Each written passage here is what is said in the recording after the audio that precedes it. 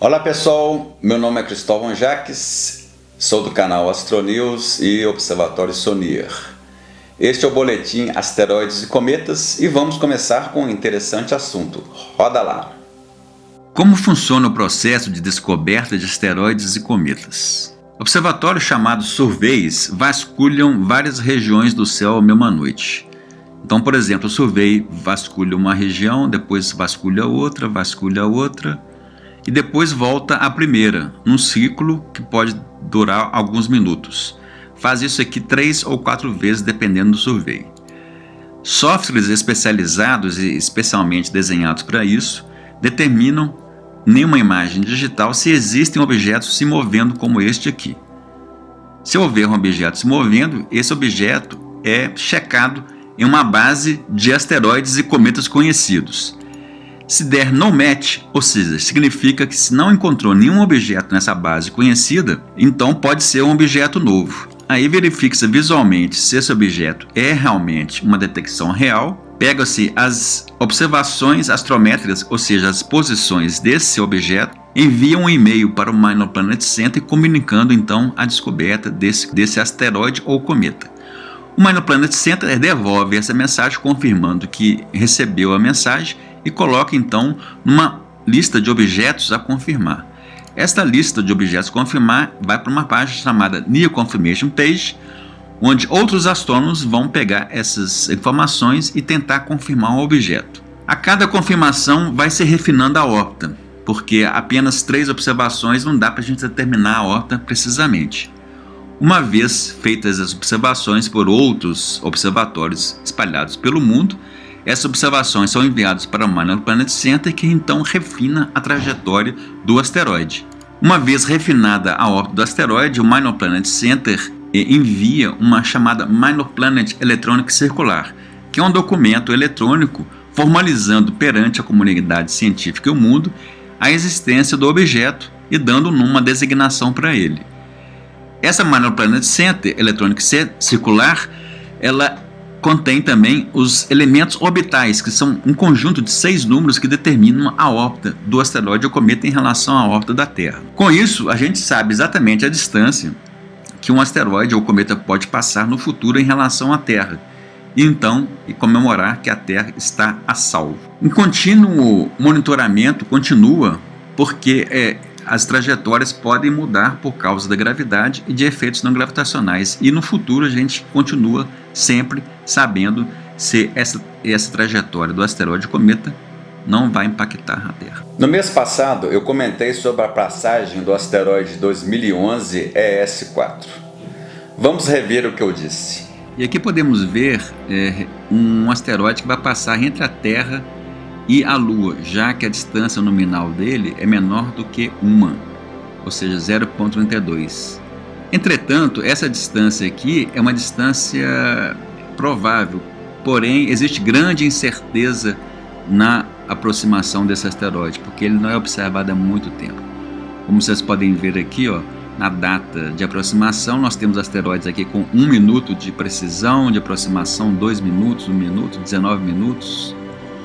E aqui uma incerteza de 8 dias na sua aproximação, ou seja, nós temos muita incerteza nessa aproximação. Vamos entender por que agora. Analisando aqui a ficha com as informações no site do Minor Planet Center sobre o asteroide 2011 ES4, podemos notar aqui a questão da órbita dele. Aqui nós temos um parâmetro chamado incerteza, e essa incerteza é uma escala logarítmica que varia de 0 a 9. 0 e 1 são órbitas muito bem conhecidas com pouca incerteza. Órbitas com esse parâmetro igual a 9 são órbitas pouco confiáveis. Aqui o parâmetro é 7, ou seja, não é uma órbita muito confiável e com muita incerteza, porque apenas 4 dias que ele foi observado e 45 observações que foram utilizadas para calcular a órbita dele. Ou seja, esse asteroide foi descoberto em 2011 e a última vez que foi observado foi no dia 6 de março de 2011, ou seja, há muito tempo ele não é observado, e com isso as incertezas sobre a sua posição crescem bastante. Então não dá para confiar muito nessa questão da máxima aproximação dele, a menos que ele seja observado agora, e aí a órbita vai ser atualizada, e aí teremos uma incerteza muito menor e podemos confiar no futuro nessas informações de máxima aproximação para esse asteroide. Vocês viram então a grande incerteza sobre a distância que esse asteroide passou em relação à Terra. E o que será que aconteceu? Vamos ver a seguir. Se consultarmos a página do Minor Planet Center relativo ao asteroide 2011 ES4 agora, no final do mês de setembro, início do mês de outubro, podemos ver que houve uma observação do observatório Pan-STARRS que recuperou o asteroide 2011 ES4. A última observação tinha sido em 2011, dia 6/3 de 2011, e o observatório Pan-STARRS então recuperou, ou seja, é como se fosse uma redescoberta, porque há muito tempo, há 9 anos, esse asteroide não era observado, no dia 5 de setembro de 2020. Se observarmos aqui, tem uma observação aqui no dia 25 de janeiro, mas foi devido a essa observação aqui no dia 5/9 de 2020, que essa observação aqui foi recuperada de arquivos do Mauna Kea Observatório. Então, a observação de recuperação desse asteroide foi oficialmente feita em 5 de setembro de 2020 pelo observatório Pan-STARRS. E aí, se a gente analisar a incerteza, que se vocês lembram aí como eu coloquei o vídeo do mês passado, a incerteza estava calculada em 7, a incerteza passou para 1, ou seja, a órbita do asteroide melhorou bastante, está muito mais precisa do que era antes dessa passagem. Se formos ver aqui os close approaches, ou seja, as máximas aproximações para os próximos anos, você vai ver que a precisão melhorou bastante. Então, relembrando aqui, no vídeo do mês passado, essa observação aqui, a máxima aproximação estava estimada para o dia 1º de setembro e tinha uma imprecisão de 8 dias. Depois dessa recuperação aí do observatório Pan-STARRS, a aproximação se deu exatamente no dia 2 de setembro de 2020, ou seja, um dia depois, e há uma distância de 0,0098 unidades astronômicas. Isso aqui dá mais ou menos 1.450.000 quilômetros, que foi realmente a distância que esse asteroide passou da Terra no dia 2 de setembro, e não de 79.000 quilômetros como estava previsto lá no mês passado, por causa daquela incerteza. No mês de setembro, tivemos a descoberta de mais um asteroide de pequeno porte que passou bem próximo à Terra. No último 19 de setembro, foi descoberto o asteroide 2020 SW pelo Catalina Sky Survey, um conjunto de observatórios localizados no Arizona dedicado à busca de asteroides próximos à Terra. No dia 24 de setembro, ele passou a 27.000 quilômetros da Terra. Esses pontos aí rodando nesse esquema Terra é a posição de satélites geoestacionários. Portanto, ele passou mais próximo que os satélites estacionários. Aqui uma visão vista do asteroide passando próximo à Terra. Aqui uma visão da aproximação do asteroide em relação à Terra. A Terra é a órbita em azul e o asteroide é a órbita em laranja. O interessante desse asteroide é que ele foi descoberto quase uma semana antes de sua máxima aproximação. Asteroides desse tamanho, tipo 5 a 10 metros de tamanho, geralmente são descobertos 1 ou 2 dias antes de sua máxima aproximação, quando não são descobertos depois que ele passou mais próximo à Terra. Então, portanto, uma incrível descoberta com quase uma semana antes da antecedência. Vejam esse interessante caso de outro objeto que foi descoberto em setembro.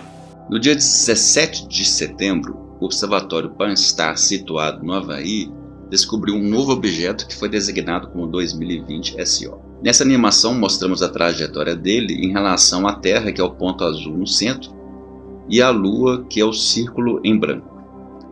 Aqui podemos observar que esse asteroide faz várias interações com a Terra e depois ele vai sair da influência gravitacional terrestre, abandonando a sua órbita.